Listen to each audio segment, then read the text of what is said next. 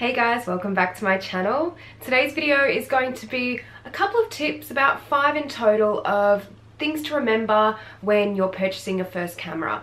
I get this question a lot asked on my channel, and it's always like, which camera should I choose?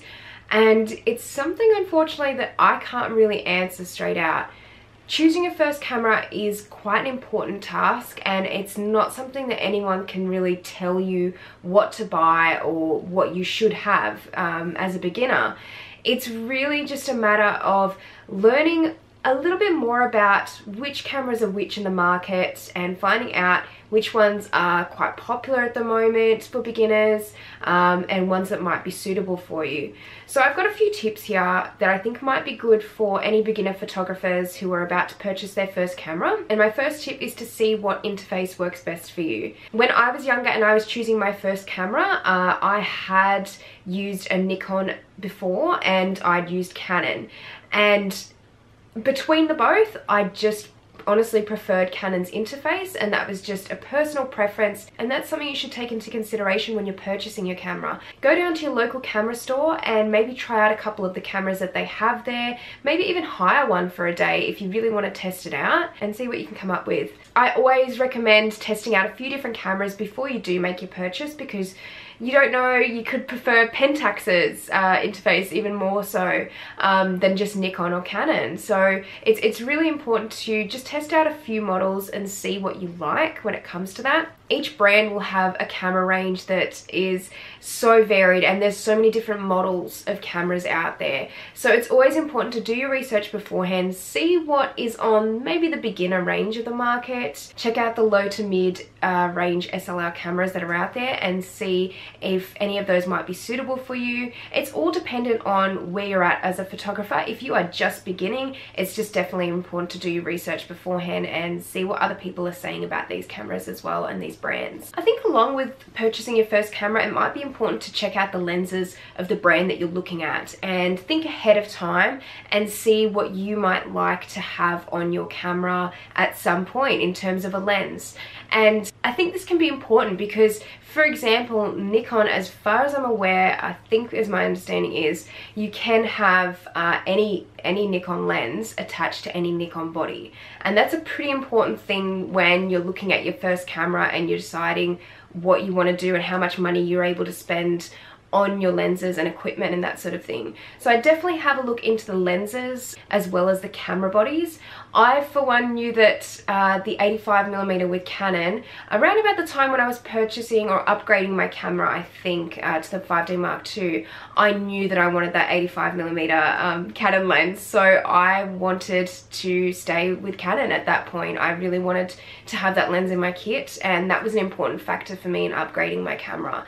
So yeah, it's not always just about the camera body, it can be about the lenses too. Check them out and see what lenses you really like or you'd like to purchase maybe in future, and that might help you with purchasing a camera body initially. Tip number 3 is a little bit of a copycat tip, but it's definitely something that I did when I was first starting out, because I didn't really know a lot of information about cameras when I was first starting photography. So I found people that really inspired me, certain photographers, and I saw what they were using, and I started kind of looking at a lot of younger photographers who had maybe started within the last 4 or 5 years or so, and researched to see what they first purchased when they were younger. At the time, a lot of photographers had been using the Canon 400D as like a starter model, so that's the one that I purchased in the end because I liked the interface of it. I knew that people I admired and I admired their work. I knew they were using this camera, so I thought it was going to be suitable for me. So I don't think there's anything particularly wrong with that. I do always recommend still testing things out before you do go ahead and buy them, even if you do know that your favorite photographer has had that camera at one point. It's just good to test it out for yourself too and make sure that it's something that you want. And number 4 is, what genre are you focusing on? Now, this might come down to a few different points. If you're a travel photographer, for example, and you've been looking at the Sony cameras that are out there, they're going to be really appealing to you because they are probably like half the size of a normal Canon SLR camera. So that's probably going to be quite suitable for a travel photographer who needs to keep their weight down and is going to have a lot of camera equipment on them already. So weight is definitely an issue with that sort of thing. So I definitely look into the genre of photography that you're looking at doing. For me, with fashion photography, Canon's lenses really stood out to me above the rest, so I knew that I wanted to stick with Canon when I was doing my fashion photography. But for example, if I move into travel photography at any point, I'd love to have a whole other kit for travel photography, possibly even with Sony.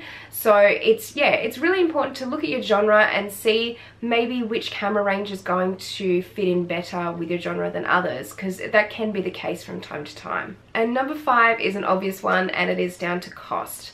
Now, I think a lot of younger photographers, when they're first starting out, there's not a lot of money to spend on, you know, expensive cameras. You know, you just want that starter model that's going to allow you to experiment and do all the things you need to in your first few years of photography.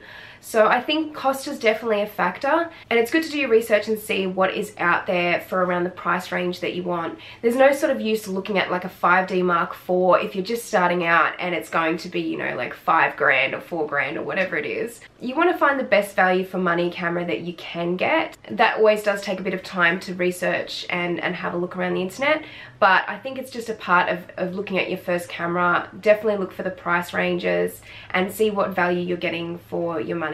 Anyway guys, thank you so much for watching this video. I really hope that any beginners out there might find this video helpful when picking your first camera. Let me know what your tips are for picking your first camera and what you would recommend to other beginner photographers in doing so, because I'm sure they'd love to know as many tips as they can get on this issue. So thank you guys again for watching, and I will see you next time. Bye!